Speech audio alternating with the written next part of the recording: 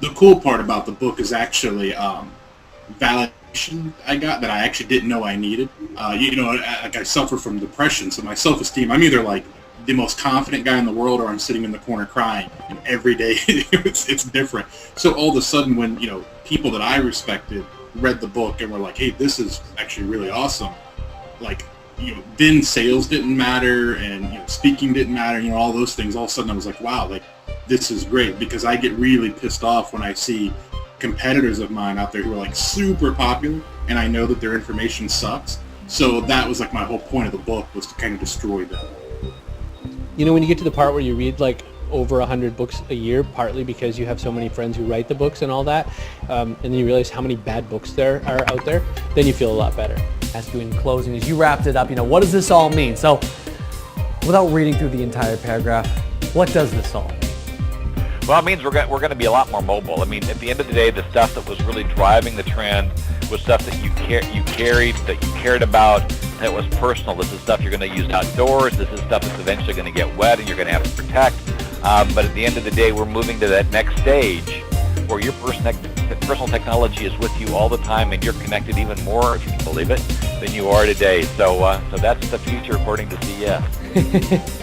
Everybody was talking about the connectivity that you were mentioning right there, the ability to go back and forth between the devices and have it basically right at your steering wheel. So in a way, the automobile is also sort of the great untapped area. Now, we could argue whether you want to have all that information being pushed into a car when you're supposed to be paying attention to driving. To something else. Yeah. Certainly some of that can make driving safer, and in fact can take some of that off of the driver. So for example, in the Intel booth, they were talking about sort of smart vehicle navigation and being able to do like accident avoidance and things like that within the car. So certainly there's technology behind the scenes that's making cars safer. If you think about all the sensors and ABS and even make fuel cell technology and things like that on the green side. So there's a ton of convergence happening that's sort of happening within the vehicle space.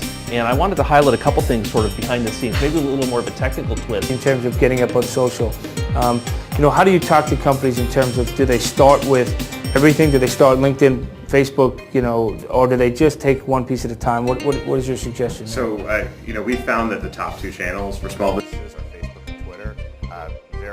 Very loud and clear. Of the small businesses we talked to, 96% of them are starting to use Facebook for marketing. And then Twitter comes in the 70%, 75% range. Wow. Even in a localized environment, that's still effective. Exactly. Facebook's extremely effective for B2B types of businesses. LinkedIn is also a very important channel. And some of the newer channels like Google Plus and location-based services are also becoming more popular. Fantastic. Although they're still very new.